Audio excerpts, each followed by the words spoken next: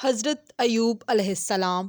حضرت ایوب علیہ السلام ہی وہ عظیم پیغمبر الہی ہیں جو 18 سالوں تک بیماری کی حالت میں رہے، مگر آپ نے خدا سے شکوہ نہ کیا۔ لوگ آپ سے دور بھاگتے، مگر آپ کی زبان سے ذکر الہی جاری رہتا۔ حضرت ایوب علیہ السلام کی ولادت عرب کے شمالی جانب آباد ایک بستی بصرہ میں ہوئی۔ آپ کے والد کا نام اموس تھا۔ آپ کے والد حضرت اسحاق علیہ السلام کی نسل سے تعلق رکھتے تھے، جبکہ آپ کی والدہ حضرت لوط علیہ السلام کی بیٹی تھیں۔ حضرت ایوب علیہ السلام اپنے قبیلے کے سردار منتخب ہوئے تو اللہ تعالیٰ نے آپ کو نبوت سے بھی نواز دیا۔ ان سب کے ساتھ اللہ نے آپ کو وسیع مال و دولت، شان و شوکت عطا فرمائی۔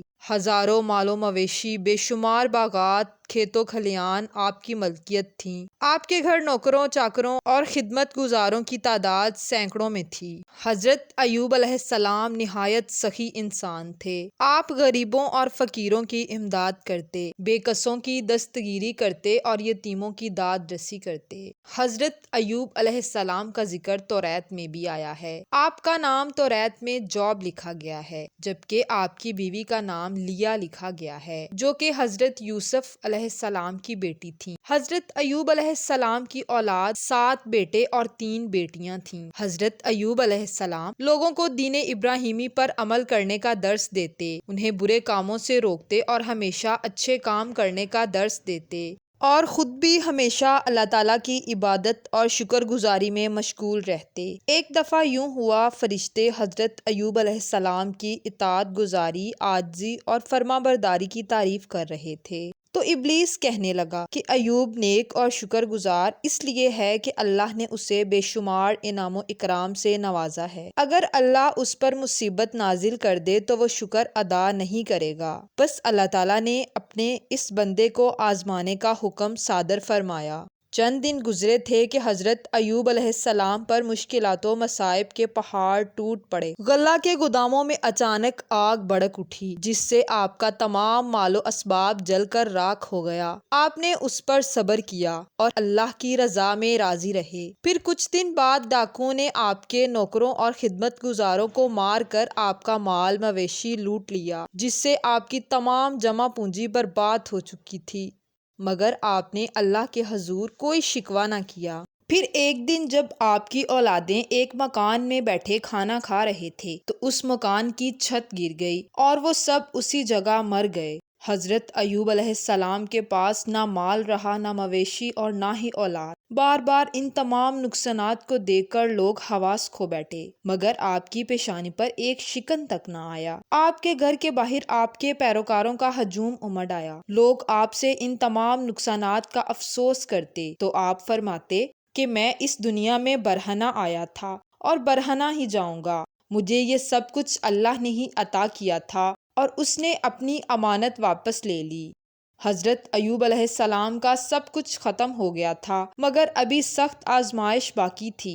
چند دن ہی گزرے تھے کہ آپ نے اپنے جسم پہ خارش محسوس کی۔ آہستہ آہستہ یہ خارش ایک موذی مرض میں تبدیل ہو گئی۔ آپ کے تمام جسم پر پھوڑے نکل آئے، جن میں درد اٹھتا تو آپ تکلیف سے چیخ اٹھتے۔ آپ ساری ساری رات راکھ پر بیٹھے رہتے اور جسم پر راکھ ڈالتے رہتے۔ اس موذی بیماری کی وجہ سے آپ کے عزیزوں اور رشتہ داروں نے آپ سے قطع تعلق کر لیا۔ لوگ آپ سے الگ ہو گئے اور آپ کے پاس آنا جانا بند کر دیا۔ اس مشکل وقت میں صرف آپ کی بیوی آپ کے ساتھ رہی۔ آپ کی زوجہ نے آپ کی تیمارداری میں کوئی کسر نہ چھوڑی۔ وہ محنت مزدوری کر کے اخراجات پورے کرتی اور آپ کی خدمت بھی کرتی، مگر آپ کی بیماری دن بدن بڑھتی ہی گئی۔ ایک دن شیطان ایک طبیب کی شکل میں حضرت ایوب علیہ السلام کی بیوی کے پاس آیا۔